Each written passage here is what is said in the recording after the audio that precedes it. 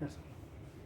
Today we are working here the topic connected to the dividend policy. So dividend policy is connected to the profit distribution by a company, and there are different types of theories under dividend. That is, first one is irrelevant theory or irrelevance theory. It says that whether the company pay the dividend or whether the company do not pay the dividend, the value of the firm remains same. So under irrelevance theory, one of the financial expert who has given the theory, we are working on that is hypothesis. Under that we will be working the problem here. So here, first problem, it goes like this: a company limited belongs to a risk class for which appropriate capitalization rate is 10%. So capitalization rate or cost of equity given as 10%.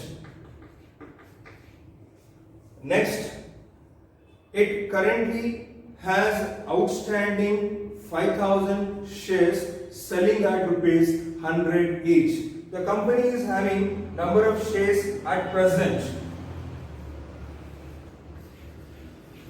5,000 shares selling at rupees 100 each. The company is contemplating the declaration of dividend of rupees 6 per share. Contemplating is thinking about declaration of the dividend of rupees 6 per share. So they are thinking of to be paid rupees 6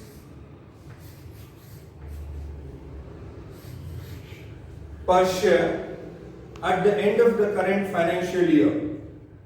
The company expects to have a net income of rupees 50,000. So what is the present income of the company or the profit of the company? You can see is called as E.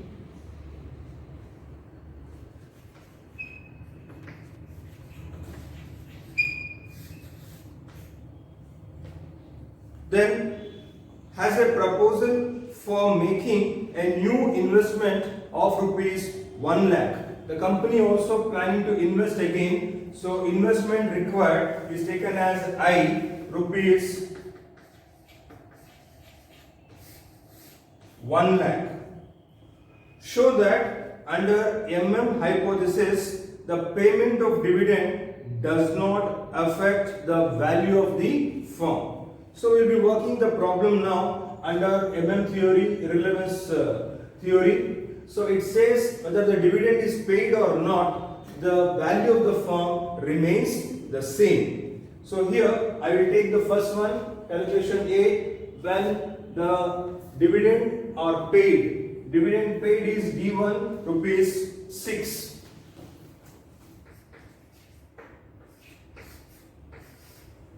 And we are trying to find here the market value price per share at the end of the year. P1 we will be trying to find. That is calculation of price per share at the end of the year, P1, which is not known to us. Then the current market price per share at the beginning of a year, that is given in the problem as 100 rupees. That is P0. Cost of equity capital or capitalization rate, we call it as KE, 10%. Dividend paid at the end of a year, 6. Number of shares to be issued, which we have to calculate. Question mark. Investment required by the company is 1 lakh. Total earnings or total profits of the business or the company is 50,000. Number of shares outstanding at the beginning of a year, 5,000, and we are supposed to find the value of the firm. Again, question mark. So with this information, we have to go for calculation of price at the end of a year, the equity share price, number of shares to be issued, then the value of the firm, one after the other. Let us go for the first calculation of A, that is situation when the dividends are paid rupees 6 per share. So let me go for substitution of the values here. P0, you have 100 rupees. one constant, cost of capital 0.10 minus D. D is taken as rupees 6 per share here. So if you simplify here,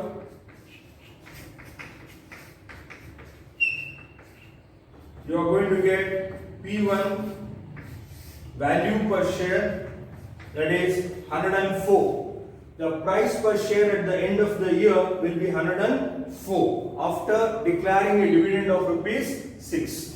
Then I will move on further for calculation of the number of shares to be issued by the company. Again I will substitute I, we have rupees 1 lakh. E, we have rupees 50,000. N, 5,000. D, rupees 6 divided by P1. Divided by P1 is 104. So I will substitute the result of the first one to the second one. So let me go for simplification.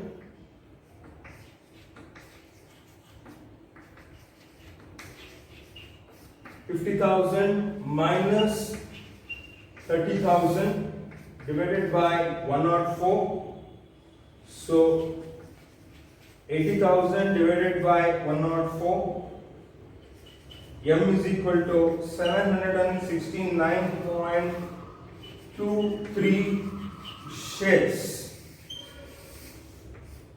So 769.23 shares to be issued by the company. After finding this, I move on to the value of the firm. This value will be taken here for the calculation of the value of the firm. It is indicated as V or N into P0. So let me substitute N, we have it here 5,000. M we have found here now. P1 is 104.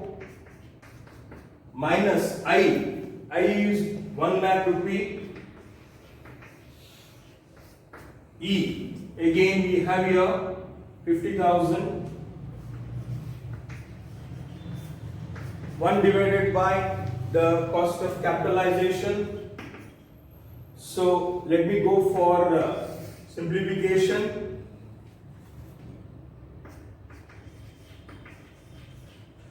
5,000 plus 769.23 into 104.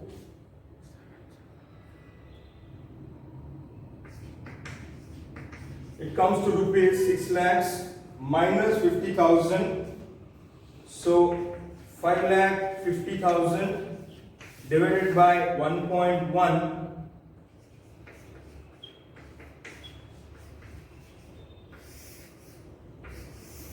5,50,000 divided by 101 comes to rupees 5 lakhs. So the value of the firm is rupees 5 lakhs when dividend paid is 6,000. We will work again. When dividend is not paid, the value of the firm has to come 5 lakhs only. Then hypothesis is right, irrelevance theory is right.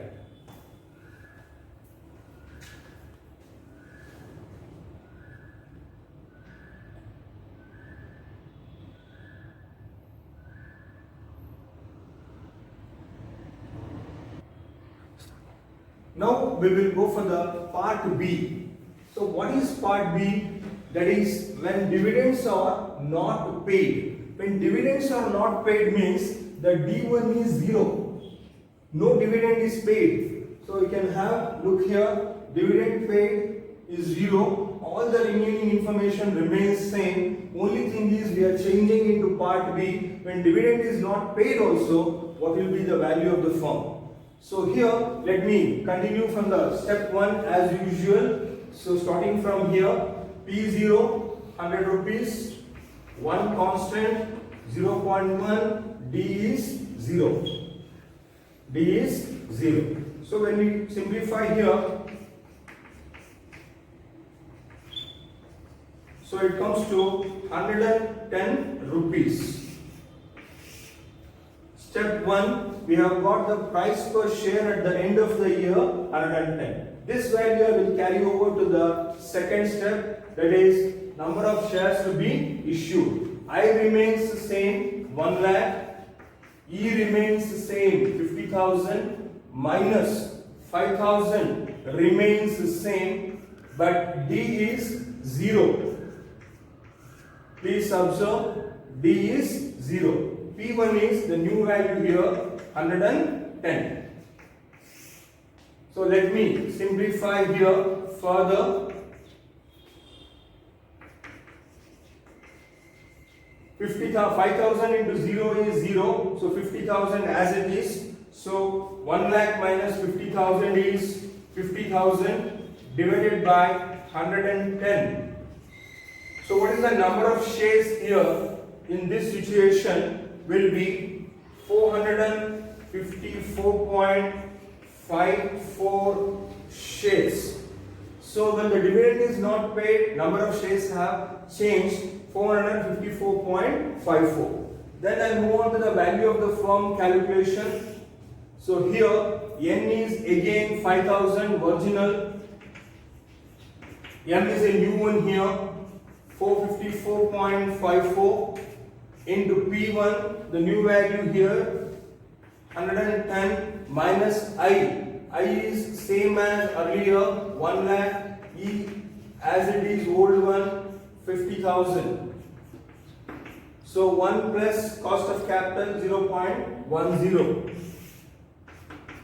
So 5,000 plus 454.54, 5,454.54 into 110.